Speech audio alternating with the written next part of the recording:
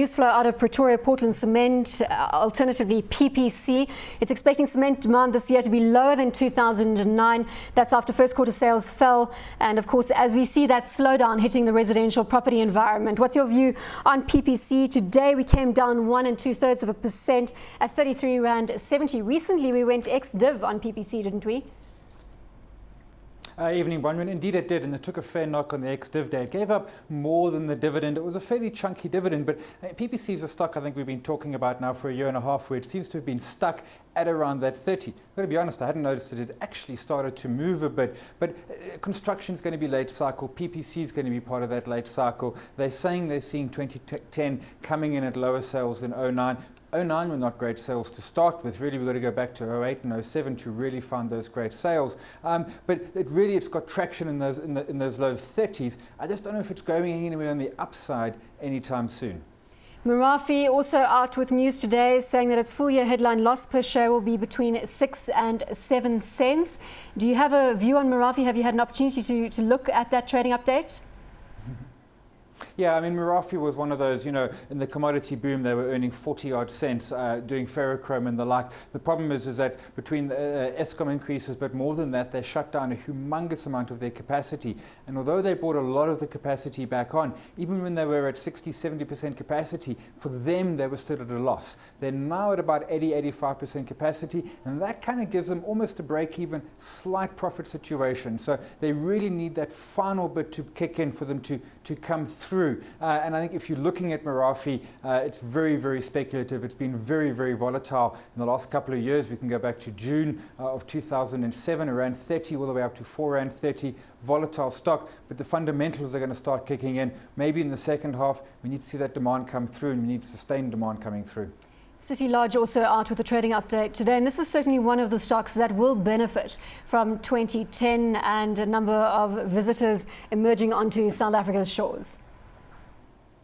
Yeah, at City Lodge, I like the company, I like the management, I like their business model of the 4 different hotel brands, often closely located. We understand why 09 was a bad year for them. I think 2010, we're always talking World Cup, but what I think we're also going to start to see is when the economy starts to pick up, and we're not looking for the South African economy to start flying, but people start traveling for business, people start traveling for pleasure. City Lodge is one of those hotels which is going to benefit. They traditionally run at high occupancies, up in the 80s, whereas globally the norm is high 60s. They've added new hotels to the range. It's a stock I like for 2010, not just for the World Cup, but just for general economic improvement during the year.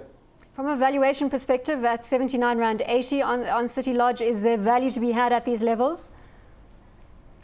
I think there is. I mean, as every stock, I think we touch on the easy money was last year, but we always say it's stock selection, and I think City Lodge is one of those stocks where we can look at stock selection and say, yep, it's something we should have in our basket for 2010. And we're not going to get those, those 15, 20, 40% moves in short periods of time, but it's a stock to look to hold during the cycle, which is, moving upwards as the economy gets better over the next 1, 2, 3 years. I think City Lodge at these prices is still worth a punt. What do you make of these media reports circulating this weekend that the ANC would possibly look to take ownership of the South African Reserve Bank? To be perfectly honest, I think it's quite strange that the South African Reserve Bank is owned by private citizens and trying to do some digging, and it's not easy, but it seems that only 4 or 5 globally are owned by private individuals. Personally, I think the worry is that if they take ownership, they're going to take control and the like. In essence, they control it already. They appoint the people there, they appoint the MPC, sorry, not the MPC, the governors, the deputy governors and the like. I think having an institution like the Reserve Bank in state hand, I don't think that's necessarily a problem more. I think having it in private individuals' hand is decidedly an oddity. Looking at Anglo American for the next decade, if you're investing 10 years out, taking up the theme that I was discussing with Andrew Newell just a short while ago, what would your view on Anglo American? Of course, we saw Merrill Lynch recently upgrading a target price to $4.50 for Anglo American with only a year out.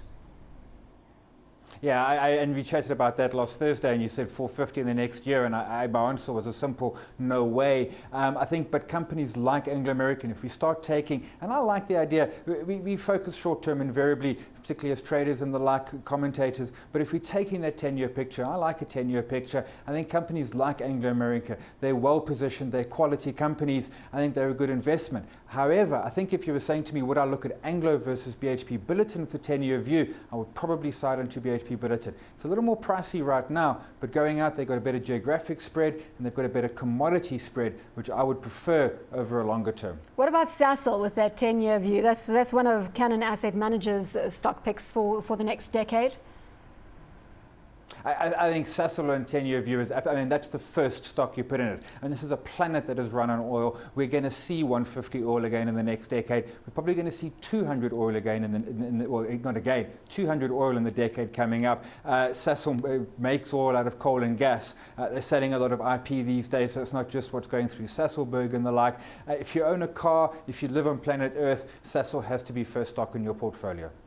Simon, what do you expect from the MPC tomorrow? I know you're not an economist, but everybody else is expecting a hold. Do you see an outlying chance of a rate cut, 50 basis points from the South African Reserve Bank? I don't even think it's an outlier, Bronwyn. I think they're going to leave rates unchanged. I know there's a lot of data that we could say pushes perhaps for a 50-point cut, but that's historic data. We're looking at sales from November, from December. We expected them to be bad. Interest rates take time to filter through. I think there's pretty much zero chance of a cut tomorrow.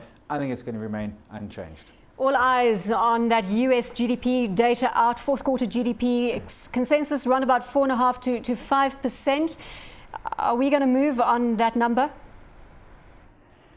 We are, as always, it's not what the number is, it's what the number is going relative to consensus. So if it comes in at 4 or 3.5, or heaven forbid 3, I think we can see some massive selling in the US. If it comes out on the upside, and that would be a humongous surprise, because that is a big number already. If we saw a 5, a 5.5, a 6 coming out of the US, we're going to see huge buying. I think the market is waiting, and I think a lot of people in the market are holding their breath. Which way is it going to fall? If it comes bang in the middle, they're going to shrug their shoulders. They're going to look for the next piece of data to follow.